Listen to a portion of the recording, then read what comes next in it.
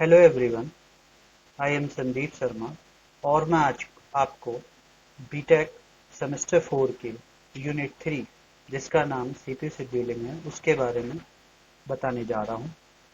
सबसे पहले मेरा आपसे अनुरोध है, अगर आप इस चैनल पर इस वीडियो को फर्स्ट टाइम देख रहे हो और इस चैनल को फर्स्ट टाइम आपने देखा है और अगर आपको ये वीडियो पसंद आती है तो आप मेरे चैनल को सब्सक्राइब करिए और इस वीडियो के पसंद आने पर आप इस वीडियो को लाइक भी करिए और ज़्यादा से ज़्यादा शेयर करने की कोशिश करिए। देखिए बेटा, सबसे पहले मैं आपको बताने जा रहा हूँ शेड्यूलिंग। जनरल वे में शेड्यूलिंग का मीनिंग होता है मैनेजमेंट। सपोज करिए आप 12th क्लास के स्टूडेंट्स हैं और आपके पास बहुत सारे सब्जेक्ट्स हैं। आप खुद तो अकेले हैं बट सब्जेक्ट आपके पास 5 हैं। सपोज करो 5 सब्जेक्ट आपके पास हैं और आपको हर सब्जेक्ट को पढ़ना है। तो आप उन सब्जेक्ट को पढ़ने के लिए क्या करते हैं? एक टाइम टेबल जनरेट करते हैं और फिर उस टाइम टेबल के अकॉर्डिंग उन सब्जेक्ट्स की रीडिंग करते हैं और उसे पढ़ते हैं। सीपीयू शेड्यूलिंग भी उसी टाइप का एक प्रोसेस है जो सीपीयू पर कराया जाता है। जैसे सबसे पहले मैं आपको इस सीपीयू शेड्यूलिंग के लिए कुछ चीजें बताने जा रहा हूं जो बहुत इंपॉर्टेंट है। जैसे प्रोसेस। सीपीयू शेड्यूलिंग के इस चैप्टर में प्रोसेस बहुत इंपॉर्टेंट है क्योंकि सीपीयू के लिए डिफरेंट टाइप सीपीयू पर आपके बहुत सारे प्रोसेस एक साथ आते हैं। जैसे सपोज करिए सीपीयू चल रहा है, आपका कंप्यूटर चल रहा है और सीपीयू उस टाइम वर्क कर रहा है और उस पर मल्टीपल प्रोसेस एक के बाद एक आप रन करते जा रहे हैं। जैसे आपने पहले खोल लिया माइक्रोसॉफ्ट एक्सेल और डिफरेंट टाइप के सॉफ्टवेयर आपने खोल लिए, तो सीपीयू के लिए ये सारे प्रोसेस की तरह काम करते हैं। तो जब ये प्रोसेस एक साथ ओपन होते हैं तो आपने सोचा होगा या आप कभी सोचते होंगे कि ये एक साथ प्रोसेस एक साथ कैसे चल जाते हैं। तो इन सारे प्रोसेस को एक साथ रन करने के लिए सीपीयू एक शेड्यूलिंग बनाता है जिसको हम सीपीयू शेड्यूलिंग बोलते हैं।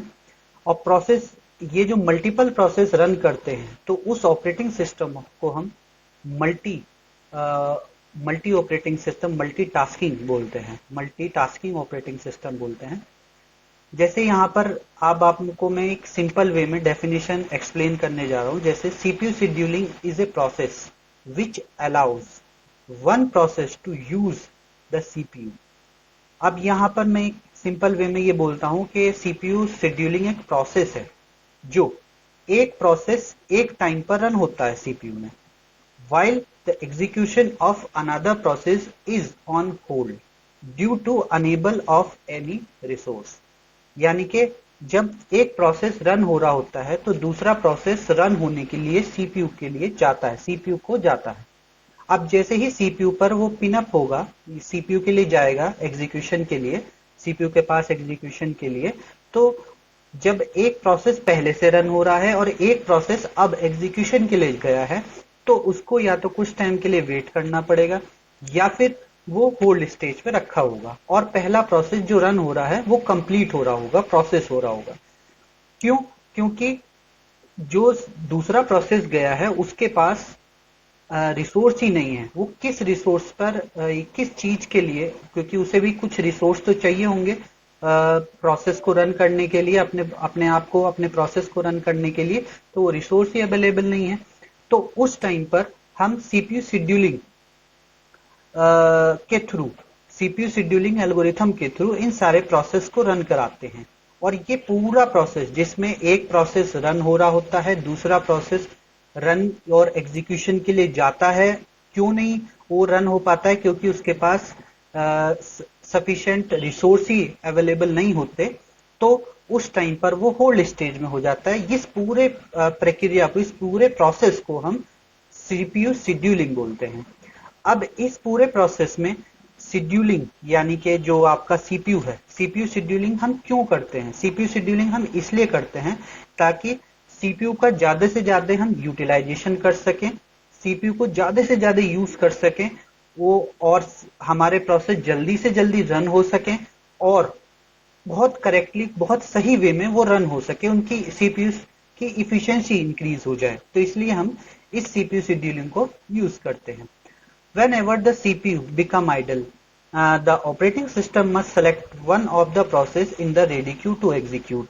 जब सीपीयू आपका आइडल होता है, आइडल मीन्स के खाली होता है, तो उस टाइम पर एक प्रोसेस, बहुत सारे प्रोसेस में से एक प्रोसेस उठ करके ऑपरेटिंग सिस्टम उसे सेलेक्ट करता है रेडी क्यू से एग्जीक्यूशन के लिए। नाउ जैसे ही वो प्रोसेस रन के लिए जाता है, तो सिलेक्शन हम किस हिसाब से करता है, वो ऑपरेटिंग सिस्टम उस प्रोसेस का सिलेक्शन किस वे से करता है, वो करता है शॉर्ट टर्म शेड्यूलिंग से, जिसे हम शेड्यूलर भी बोलते हैं, सीपीयू शेड्यूलर भी बोलते हैं। तो इस वे के थ्रू वो ऑपरेटिंग सिस्टम एक प्रोसेस को सिलेक्ट करता है।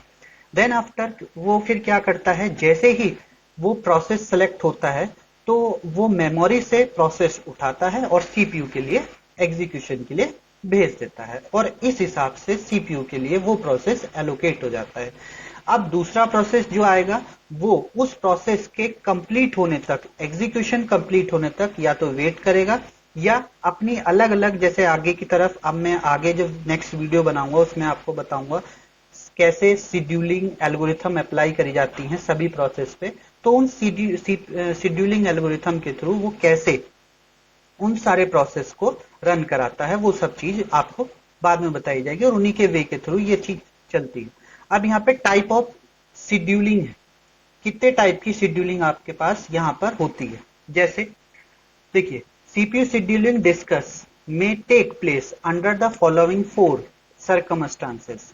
First circumstances आपके पास क्या होता है, when a process switch from the running state to waiting state. जब प्रोसेस रनिंग स्टेट से वेटिंग स्टेट पे स्विच होता है, तो उस टाइम क्या होता है, इनपुट से जो रिक्वेस्ट आ रही होती है वो तब तक वेट करती है जब तक कि उसका पहला वाला प्रोसेस रन ना हो जाए, या उससे रिलेटेड कोई उसका चाइल्ड प्रोसेस रन ना हो जाए।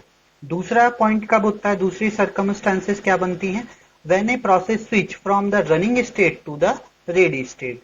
और दूसरा क्या बनता है, प्रोसेस स्विच कब होता है, from the running state to ready state, running state से रेडी स्टेट तक, जब हम किसी भी प्रोग्राम को जो रन कर रहा होता है उसे इंटरप्ट करते हैं, उसे रोक देते हैं, तब हमारा रनिंग स्टेट से रेडी स्टेट पे प्रोसेस स्विच आउट होता है। और थर्ड कब होता है, when a process switch from the waiting state to ready state. तो एक बार वो प्रोसेस वेटिंग स्टेट से रेडी स्टेट पे भी स्विच आउट होता है, पर वो किस कंडीशन में होता है, जब इनपुट आउटपुट जो है हमारा वो कंप्लीशन हो जाए। ओके बेटा। और फोर्थ जो आपके पास होता है वो होता है व्हेन अ प्रोसेस टर्मिनेट्स, जब आपका प्रोसेस पूरा वर्क कंप्लीट करके टर्मिनेट हो जाए। ओके बेटा। देखिए, मैं इस सारे जो आपको सर्कमस्टांसेस आपको बताया हूं, ये सारे सर्कमस्टांसेस एक शेड्यूलिंग, एक प्रॉपर टाइप की शेड्यूलिंग की तरफ चलते हैं। जैसे क्या है, फर्स्ट और फोर्थ जो है, ये दोनों सर्कमस्टांसेस तब बनते हैं आपके पास जब नॉन प्रिमिटिव शेड्यूलिंग बनती है, और सेकंड और थर्ड ये सारे सर्कमस्टांसेस आपके पास तब बनते हैं जब प्रीमिटिव शेड्यूलिंग होती है। ओके बेटा। अब देखिए, यहां पर आपके पास क्वेश्चन बनता है कि सर नॉन प्रिमिटिव शेड्यूलिंग होती क्या है। देखिए बेटा, मैं इसको एक शॉर्ट वे में आपको एक्सप्लेन कर सकता हूं कि नॉन प्रिमिटिव शेड्यूलिंग क्या होती है। नॉन प्रिमिटिव शेड्यूलिंग, मैं तुम्हें एक एग्जांपल देकर बताता हूं नॉन प्रिमिटिव शेड्यूलिंग के लिए।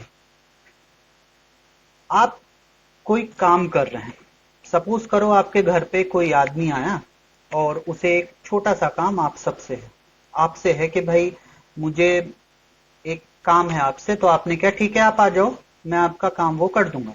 ठीक है, वो आया, अंदर आने के बाद में उसे सीपीयू, यानी कि आप जो है एलोकेट हो गए, आप अपने आप को अभी यहां पर सीपीयू समझ के चलिए, और वो जो बंदा आपसे काम कराने के लिए आया उसे आप प्रोसेस समझ के चलिए। तो जैसे ही वो बंदा आपके पास आया तो आपने उसका काम कर दिया, तो आप तब तक काम करेंगे उसके पास, उसका काम तब तक करेंगे जब तक कि उसका काम कंप्लीट ना हो जाए। आप बीच में छोड़ सकते हैं, आप खुद सोच के देखिए, अगर आपके पास कोई बंदा काम के लिए आया तो वो आपके पास तब तक बैठा रहेगा ना जब तक आप उसका काम पूरा ना हो जाए। तो वो अपना काम पूरा करा के चला गया। अब दूसरी थोड़ी देर बाद दूसरा बंदा आ गया, उसने फिर आपसे कहा कि भाई आपसे कुछ काम है, तो फिर वो आपसे दूसरा काम कराने आया, तो आपने फिर उसका काम करके दिया। या फिर एक और इस टाइप से ये पूरा प्रोसेस चलता रहता है कि पहले पहला बंदा आया, फिर दूसरा बंदा प्रोसेस के काम करने कराने के लिए आया आपसे। तो आप सीपीयू हैं और वे जो बंदे आपसे काम कराने के लिए आ रहे हैं वे प्रोसेस हैं। तो वो तब तक आपसे वो पहला बंदा आपसे तब तक काम कराएगा जब तक उसका वर्क कंप्लीट ना हो जाए, और आप दूसरे बंदे का काम तब तक नहीं ले सकते जब तक कि पहले बंदे का काम आप पूरा ना कर दें। तो इस पूरे कंडीशन को हम नॉन प्रिमिटिव शेड्यूलिंग बोलते हैं। या एक एग्जाम्पल और है इसके लिए, जैसे कि बार्बर की शॉप पर आप गए और आपको वहां पर अपने बाल कटवाने हैं। तो बार्बर जो है आपके बाल काटेगा ना, आपको बैठा देगा। तो वो बार्बर जो है वहां पर सीपीयू है और आप जो है प्रोसेस है। तो वो आप पे प्रोसेस कर रहा है, तो आपके बाल काट रहा है। अब जब बाल काट रहा है तो वो बीच में किसी दूसरे बंदे को के बाल या दाढ़ी बनाने तो नहीं चला जाएगा, शेविंग करने तो नहीं चला जाएगा। वो पहले आपके बाल काटेगा और तब दूसरे बंदे की शेविंग करेगा या बाल काटेगा। ओके बेटा। तो इस पूरे शेड्यूलिंग को हम क्या बोलते हैं? नॉन प्रिमिटिव शेड्यूलिंग, जिसमें एक प्रोसेस तब तक सीपीयू पर रहता है जब तक कि उसका पूरा का पूरा एग्जीक्यूशन वर्क कंप्लीट ना हो जाए। ओके बेटा। नाउ अब आपके पास आती है प्रिमिटिव शेड्यूलिंग। ओके बेटा, प्रिमिटिव शेड्यूलिंग क्या होती है? देखिए, मैंने आपको सारी प्रिमिटिव और नॉन प्रिमिटिव शेड्यूलिंग एक एग्जाम्पल के थ्रू एक्सप्लेन कर रहा हूं और कर दी है। नॉन प्रिमिटिव एग्जाम्पल से कर दी है और प्रिमिटिव भी मैं अब एग्जाम्पल से कर दूंगा। जो आपको इससे रिलेटेड कुछ नोट्स चाहिए हैं तो मैं आपको इसी वीडियो में दिखा रहा हूं, आप उसे पढ़िए और राइट करिए, अपनी लैंग्वेज में राइट कर लीजिए। जो मैं बोल रहा हूं उसे थोड़ा सा ध्यान से समझिए और आपकी ये दोनों कंसेप्ट क्लियर हो जाएंगे। जैसे यहां पर आप प्रिमिटिव शेड्यूलिंग आती है। प्रिमिटिव शेड्यूलिंग क्या होती है? प्रिमिटिव शेड्यूलिंग वो है जब बार्बर की दुकान पर आप गए, बाल कटवाने के लिए गए, जनरली आप बाल कटवा रहे हैं, तो उसने आपके आधे बाल काटे, कह दिया सर आप बैठे रहिए, और फिर दूसरे की शेविंग कराने चला गया।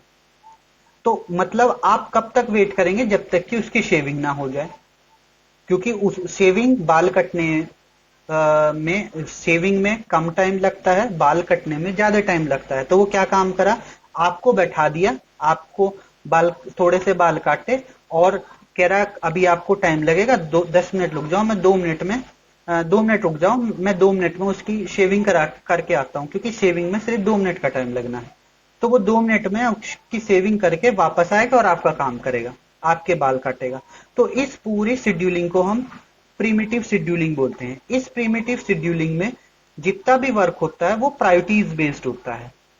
जिसकी प्रायोरिटी हाई होती है उसको सीपीयू पहले दे दिया जाता है एग्जीक्यूशन के लिए, जिसकी प्रायोरिटी लो होती है उसको सीपीयू बाद में दिया जाता है एग्जीक्यूशन के लिए। तो इसमें क्या होता है, हाई प्रायोरिटी वाला प्रोसेस पहले एग्जीक्यूट हो जाता है, चाहे वो कितनी भी एग्जीक्यूशन टाइम ले, और जिसका लो प्रायोरिटी होती है उसका वो सबसे लास्ट में रन होता है, चाहे उसके पास कम एग्जीक्यूशन टाइम है।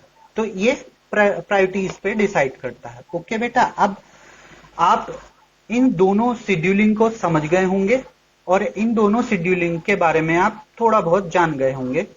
मैं आपको एक सिंपल वे में सब चीज बता दिया हूं। अगर आपको इस वीडियो में कोई भी डाउट होता है किसी भी तरह का, तो आप मुझसे डिस्कस कर सकते हैं। कैसे? कमेंट करके, सिंपल बात है, आप कमेंट करिए, मैं आपको इसका आंसर दूंगा कमेंट पे प्रॉपरली। और अगर आपको ये वीडियो पसंद आई है तो प्लीज इसे सब्सक्राइब करिए, क्योंकि आपके लाइक और सब्सक्राइब से और शेयरिंग से मेरे को मोटिवेशन मिलता है कि मैं आपके लिए नई नई वीडियो, नए नए एजुकेशनल वीडियोस आपके लिए लाता रहूं। और अब इसका नेक्स्ट पार्ट मैं आपको नेक्स्ट वीडियो में एक्सप्लेन करूंगा। तो आप मेरे चैनल को सब्सक्राइब करिए ताकि आपको अब नेक्स्ट पार्ट आपको मिल सके। Thank you very much.